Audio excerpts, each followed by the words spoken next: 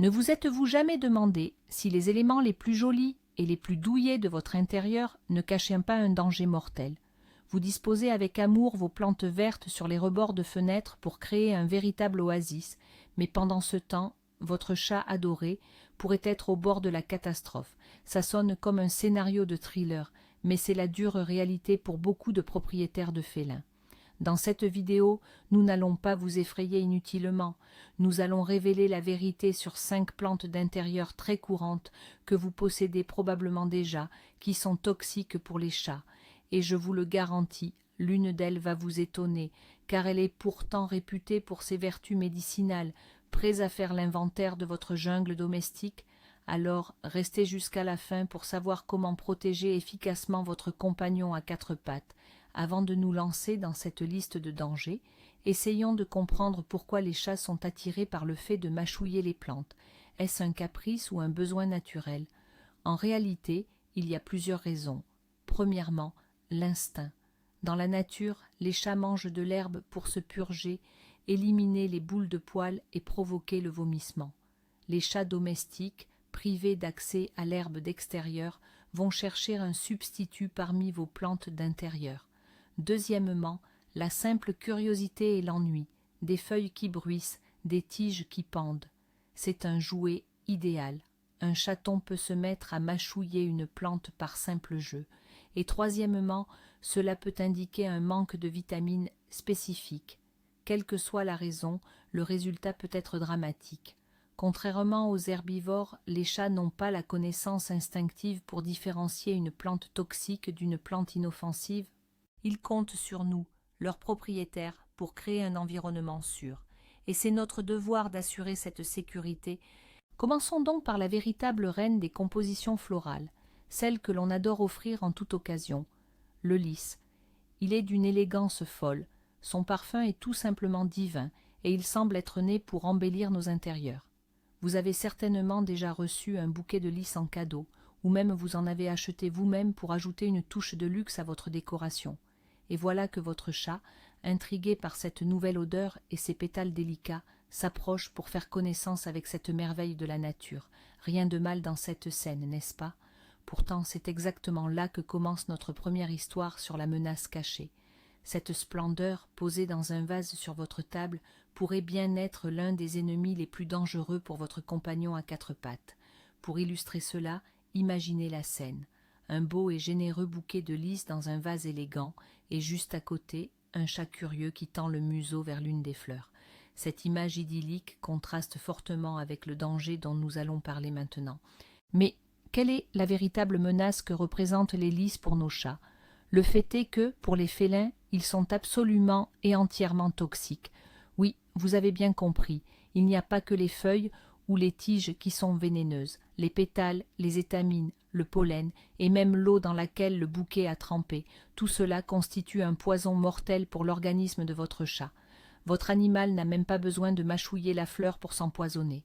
Il lui suffit de passer à côté, de frotter sa fourrure contre le pollen et de se lécher ensuite, ou, plus simplement, de boire un peu d'eau du vase. La toxine présente dans les lys est si puissante et insidieuse que même la plus infime quantité peut provoquer des dommages irréversibles.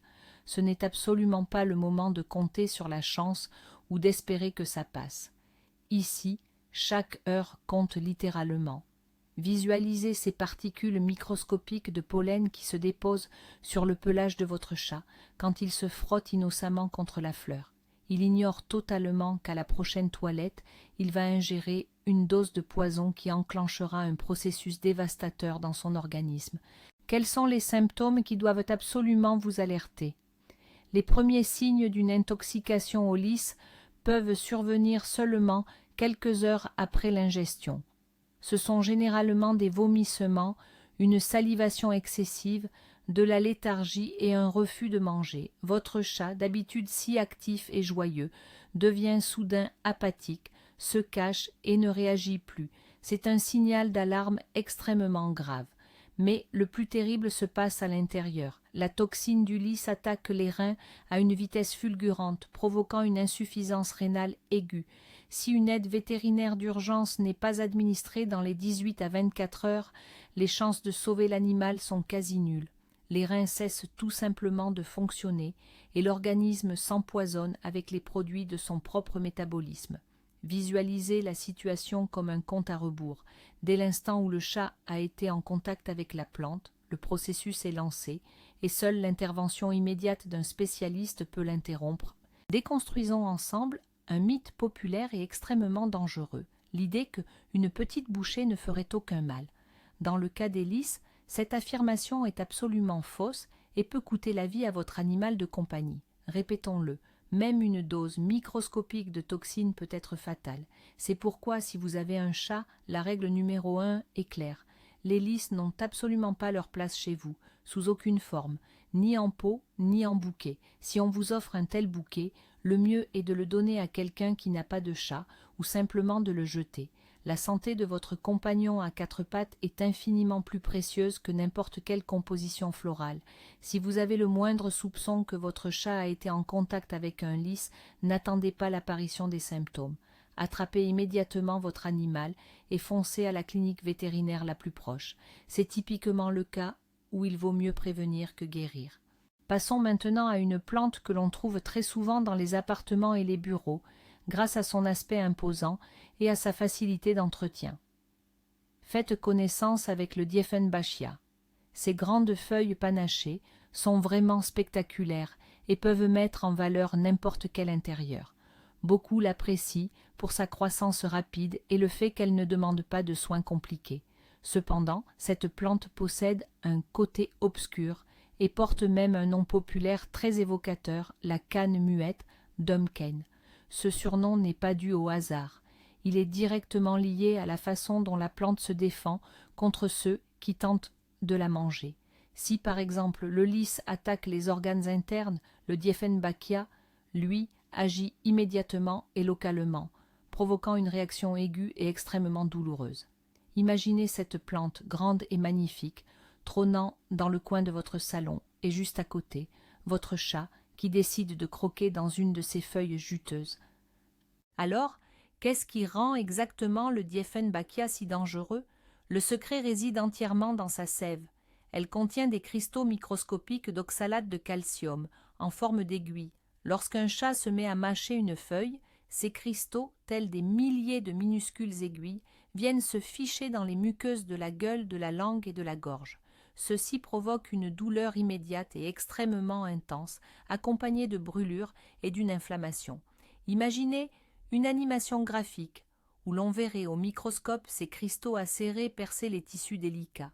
Il ne s'agit pas d'une brûlure chimique à proprement parler, mais plutôt d'un dommage mécanique qui déclenche une puissante réaction inflammatoire. Le corps tente de se défendre et un œdème important se forme alors sur la zone lésée. C'est précisément ce mécanisme qui fait du Dieffenbachia une plante extrêmement désagréable et même dangereuse pour nos animaux de compagnie curieux.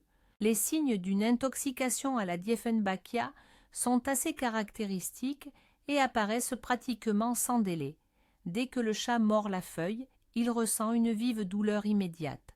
Il commencera alors à se frotter le museau avec ses pattes et à secouer la tête. Une salivation abondante ou hypersalivation va se manifester. C'est le mécanisme de défense du corps pour tenter d'éliminer les cristaux irritants. Vous constaterez probablement que sa langue et ses gencives sont rougies et enflées. Dans les cas graves, l'œdème peut s'étendre au larynx, provoquant des difficultés respiratoires majeures, voire l'étouffement. C'est d'ailleurs à cause de cet œdème du larynx qui pouvait entraîner chez l'homme une perte de la parole temporaire, que la plante a reçu le surnom de « canne des muets ». Pour le chat, cependant, cette situation n'est pas seulement désagréable, elle est mortellement dangereuse. Dans une telle situation, l'animal a besoin d'une aide vétérinaire immédiate afin de faire dégonfler l'œdème et de prévenir l'obstruction complète des voies respiratoires. Le danger principal du Dieffenbachia, comme nous l'avons compris, est le risque d'étouffement dû à un œdème laryngé sévère. Même si elle ne provoque généralement pas d'intoxication systémique comme celle que l'on observe avec les lys, son action locale peut être tout aussi fatale. Si vous remarquez que votre chat a mâché cette plante, La première chose à faire est de lui rincer délicatement la bouche avec de l'eau fraîche. L'objectif est d'éliminer un maximum de résidus de sève et de cristaux. Attention, faites-le très doucement pour éviter que votre chat ne s'étouffe ou n'inhale l'eau. Immédiatement après, vous devez impérativement contacter votre vétérinaire. Le professionnel pourra alors administrer des anti-inflammatoires et des médicaments anti-œdémateux qui aideront à faire disparaître rapidement les symptômes dangereux. Il ne faut surtout pas sous-estimer cette plante. Bien qu'elle n'endommage ni les reins ni le foie, sa capacité à provoquer une obstruction brutale des voies respiratoires la place parmi les plantes les plus dangereuses de notre liste. Et maintenant passons à une plante qui, j'en suis certain, va en étonner plus d'un dans cette liste. L'aloe vera. Attendez, comment est-ce possible? Nous sommes habitués à voir l'aloès comme un remède quasi miracle, la panacée contre tous les maux. On utilise son gel pour soigner les brûlures, on en fait des masques faciaux, on le boit pour faciliter la digestion. Partout, on nous vante ses bienfaits. Alors, comment une telle plante thérapeutique peut-elle représenter un danger pour nos chats? C'est là que réside un exemple classique de démystification. Ce qui est bénéfique pour l'humain n'est pas toujours sans danger pour les animaux. Leur métabolisme fonctionne de manière radicalement différente. Dans le cas de l'aloe vera, sa réputation de guérisseur peut jouer un très mauvais tour aux propriétaires attentionnés mais mal informés. Imaginons la situation typique. Le chat a une petite égratignure et le maître, voulant bien faire, décide d'y appliquer le jus extrait de son propre plant d'aloès. Ceci peut être une très très grave erreur. Pour y voir clair, penchons-nous d'abord sur la structure de la feuille d'aloès. Elle est composée de plusieurs couches, l'épiderme externe de couleur verte, puis une fine couche de sève jaunâtre qu'on appelle le latex ou l'aloïne, et enfin la pulpe interne, transparente et gélatineuse. Or cette fameuse pulpe aux vertus curatives, celle que nous utilisons à des fins cosmétiques et médicales, est, dans l'ensemble, sans danger pour les chats. Mais le latex jaune, qui se trouve juste sous l'épiderme, contient des substances appelées glycosides d'anthraquinone. Ce sont elles qui sont toxiques pour les félins. Ces composés ont un puissant effet laxatif et irritent fortement la muqueuse intestinale. Lorsqu'un chat mordille la feuille entière, il ingère inévitablement l'épiderme et ce latex toxique. Imaginez une coupe transversale de la feuille d'aloès où l'on distingue clairement les trois couches, l'épiderme vert, la sève jaune et toxique et le gel transparent et sûr au centre. Alors, que se passe-t-il si votre chat a mangé des feuilles d'aloès? Les symptômes d'empoisonnement sont généralement d'ordre gastro-intestinal. Dans les heures qui suivent l'ingestion, l'animal peut souffrir de vomissements et de diarrhées sévères. Votre chat pourrait devenir apathique et perdre l'appétit. Dans certains cas, on observe que l'urine prend une teinte rougeâtre. Bien qu'une intoxication à l'aloès soit rarement mortelle, elle cause un grand inconfort à l'animal et peut entraîner une déshydratation, surtout si les vomissements et la diarrhée sont très intenses. Cet état peut s'avérer particulièrement dangereux pour les jeunes chatons, les animaux âgés ou affaiblis. Par conséquent, même si vous êtes certain qu'il n'y a pas de danger immédiat, il ne faut jamais ignorer ces symptômes. Tout trouble digestif nécessite de l'attention et potentiellement une consultation chez le vétérinaire. Résumons ce que nous avons appris sur l'aloe vera et soulignons un point essentiel. Le danger de cette plante ne réside pas dans sa toxicité absolue, mais dans la fausse perception de sécurité qu'elle engendre. Nous sommes tellement habitués à la considérer comme bénéfique que nous baissons notre garde. La grande leçon à retenir est celle-ci: naturelle ou médicinale pour l'homme n'est absolument pas synonyme de sans danger pour le chat. Ne pratiquez jamais l'automédication de votre animal avec des remèdes maison ou de grand-mère sans l'avis d'un vétérinaire. Et si vous avez de l'aloe vera à la maison, assurez-vous qu'il soit placé dans un endroit où votre chat ne peut absolument pas l'atteindre. Contrairement à nous, il ne va pas délicatement prélever la pulpe utile, mais croquer la feuille entière et ingérer du même coup le latex toxique. La sécurité de votre animal de compagnie doit toujours primer sur le bénéfice potentiel que cette plante pourrait représenter pour vous. On passe à la suite. et c'est une véritable star d'Instagram et une icône des intérieurs contemporains qui arrive. Il s'agit du fameux Monstera Deliciosa. Ces immenses feuilles découpées sont devenues le symbole absolu du style et d'une ambiance chaleureuse à la maison. Il n'y a pas un seul influenceur qui n'ait pas posé devant cette plante magnifique. Le Monstera est vraiment splendide et son incroyable popularité est entièrement méritée. Il apporte instantanément une touche de véritable jungle tropicale dans n'importe quel appartement.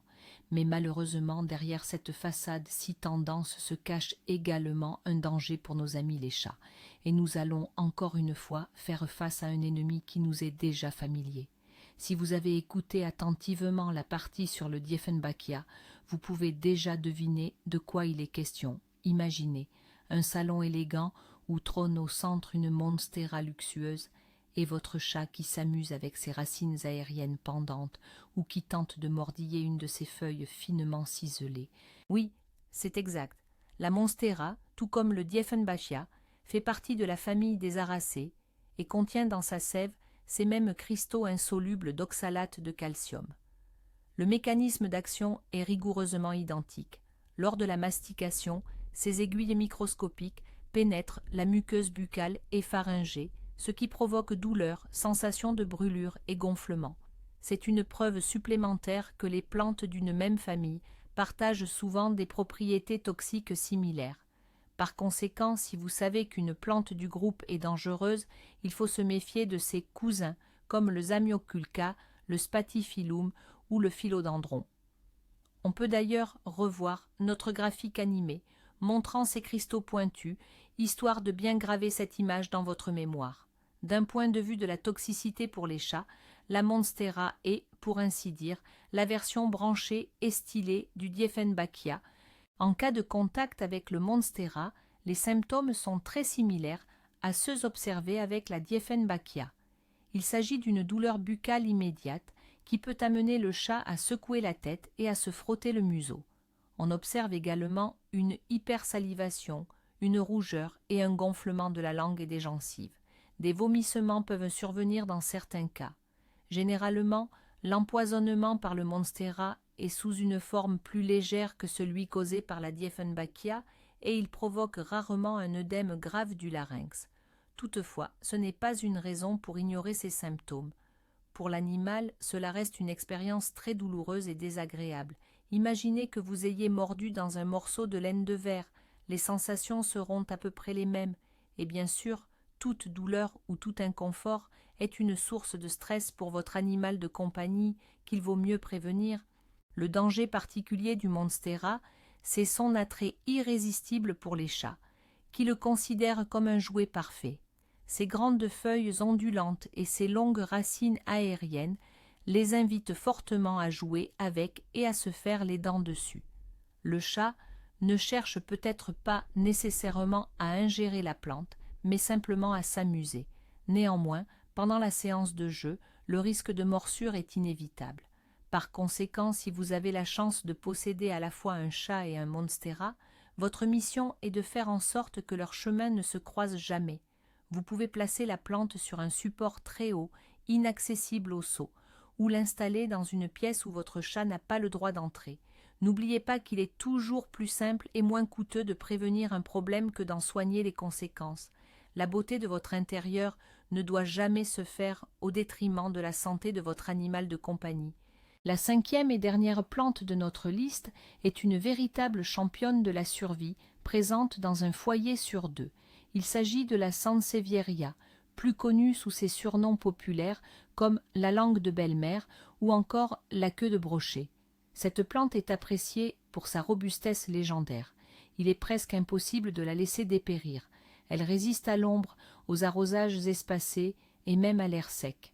Grâce à sa ténacité et son aspect minimaliste très tendance, la Sansevieria est devenue un incontournable des intérieurs, qu'il soit domestique ou professionnel.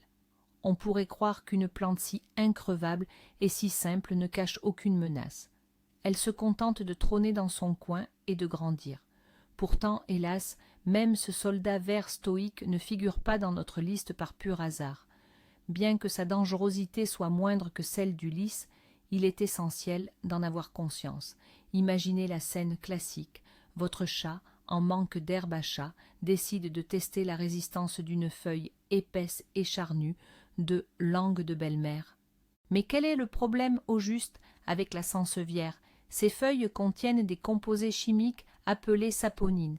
Ce sont des substances qui, au contact de l'eau, moussent à la manière du savon. D'ailleurs, leur nom dérive du mot latin sapo, qui signifie justement savon.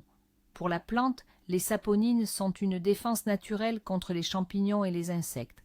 Cependant, pour les chats, il s'agit d'une toxine légèrement irritante. Elles ont en effet un effet nocif sur la muqueuse gastro-intestinale. Pour mieux comprendre, imaginez simplement qu'un chat ait mangé un morceau de savon.